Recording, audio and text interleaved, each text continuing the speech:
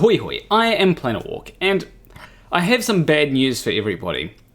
The Mudfossil people are spreading. When making my last video, I came across a channel called Mudman Research, and it seems as though they are a graduate of Mudfossil University. Except with Mudman Research's videos, they're all filmed outside, and he claims that whatever he's found is some creature even though it's just a rock. So with Mudman Research, I'm just going to call him Mudman from now on because it's much easier to say than Mudman Research. So I found Mudman when searching for Interstitium balls, and I found a video which was him down at the beach showing everyone his balls. Okay, I had to go grab the GoPro and get back down here and the battery's dead. I had to go get it.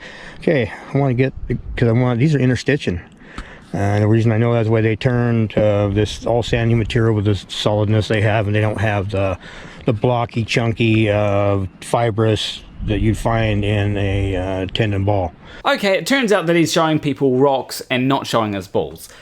That was a close one. But it really seems like he's taking lessons from Roger here. I mean, this is the exact same kind of stuff that Roger was talking about in my last video. But as it was pointed out in my last video, the balls that were being talked about were CD34 plus cells. But seeing as none of these people actually say the term CD34 plus, I don't think they actually know what they're talking about for some reason. You know, it would be so easy just to say, yeah, these balls, they're CD34 plus, and these are what these rocks are.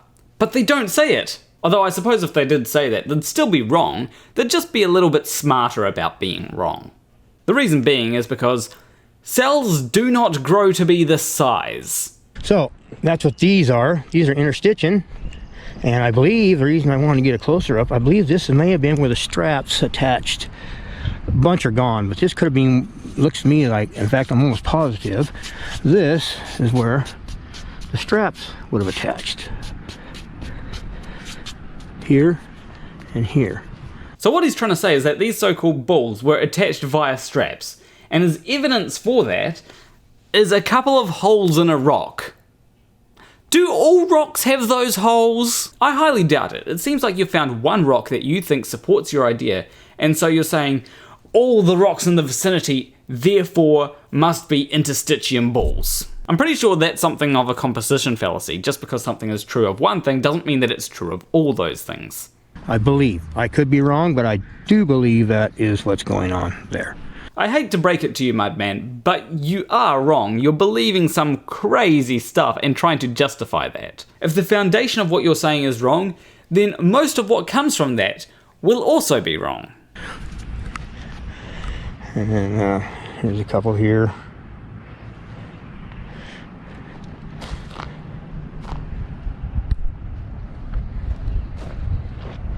And they break off like that. And then so I've got the top of one here. And another one there. You know, this is exactly like the man that discovered clouds. In fact, I'm going to name this video Man Discovers Rocks, and whatever I think of after that. Because they're both relying on the exact same types of leaps of logic to get to their position. You can't just look at something and say it looks like this thing or it looks scary and base your conclusions off of that. You actually have to figure out how feasible your explanation is, because if your explanation requires that the laws of physics break in order to be viable, then it's not a feasible explanation. And as Scotty would say, you cannot change the laws of physics. Actually, I should probably expand on that a little bit, because there will be people like Roger and like Mudman who will come along and say, what do you mean? This isn't changing the laws of physics, it's just biology. But you see, biology is ultimately constrained by physics.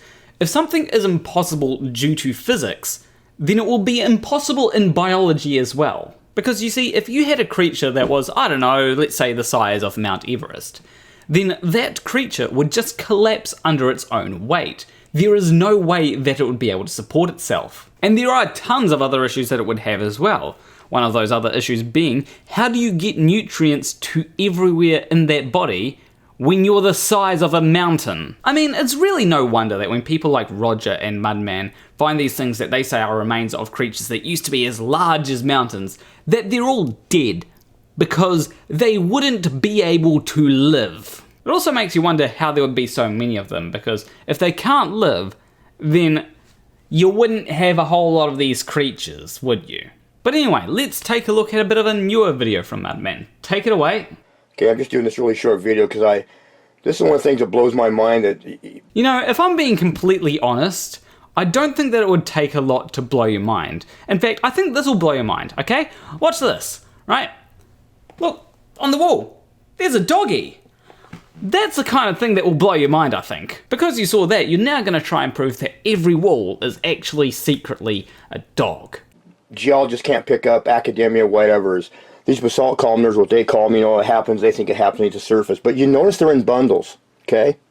There's no way that they'd be magma under the surface, forming perfect hexagonal columns, and then also forming the bundles. These bundle packages, okay? Now, I don't know about you, but this actually makes quite a bit of sense to me, especially seeing as far as I know, the reason why these patterns form is due to magma cooling. And as magma cools, first it will solidify, then it will start to contract. This contraction causes it to start cracking. At least that's the way that I understand it. Now, if that's what's happening, then there's really no reason why you can't have big cracks, and then within those big cracks you have smaller cracks. It really doesn't take a lot to explain this, and it makes far more sense than whatever explanation that you're about to spout. Also, I do have to say that my explanation could be wrong, so if you are a geologist, feel free to correct me in the comments if I have just been completely wrong with my explanation. That's absolutely impossible. Okay, this should end the whole discussion about mud fossils and giant carcasses. Just this alone with these fibro bundles, okay? I mean, the fact that physics makes the creatures you think exist completely impossible should end the discussion. But by the looks of it, the discussion hasn't ended yet, unfortunately. But oh no, we got to go on and on because that's not good enough. This here should be over the top, mind-blowing, if anybody has half a brain.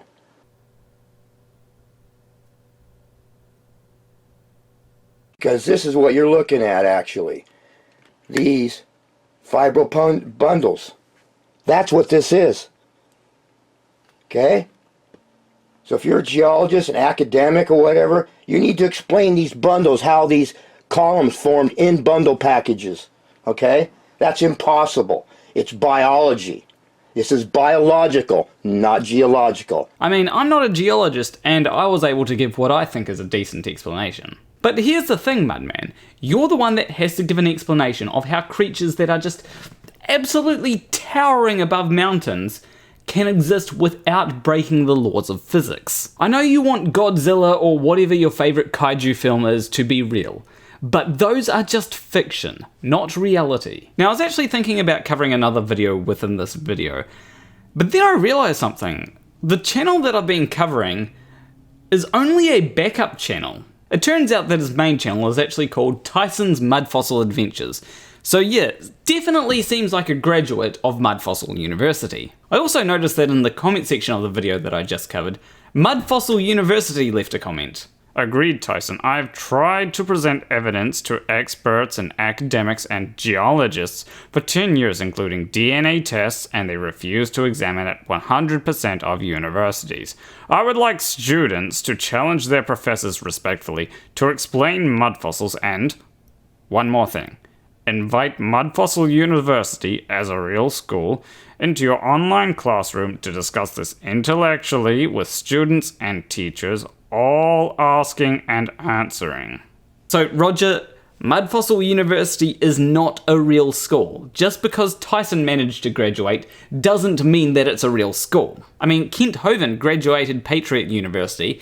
Patriot University is not a real university, it is a diploma mill. Essentially what I'm saying is, if I was an employer and I saw someone had graduated from Mudfossil University, that person would not be getting hired. But as for the first part of the comment, all the evidence is pointing at something and saying, this looks like this, so therefore they are the same thing.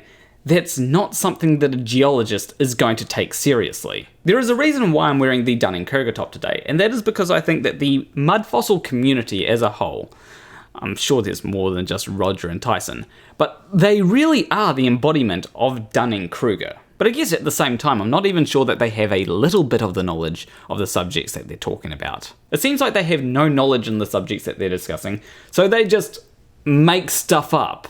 But as I said earlier, Mudman does have a main channel. I'm not going to cover any videos from that today, but if you do want me to make a video on that, let me know in the comments. But anyway, leave a like and subscribe if you like this video. Make sure you ring the bell notification icon so that you get notified of when I post new videos. As always, a big shout out to my $20 or more patrons: Hugh Jarsz, M.C.Nutkin, SHaKie, Wolfie, Morrie, Graymore Ghost, KidVicious, Sacha Campbell, Militant Agnostic, and Elke Loobuyck. If you want to support me financially, you can do so on Patreon. There should be a link there. But anyway, I will see you in the next video. Between you and me,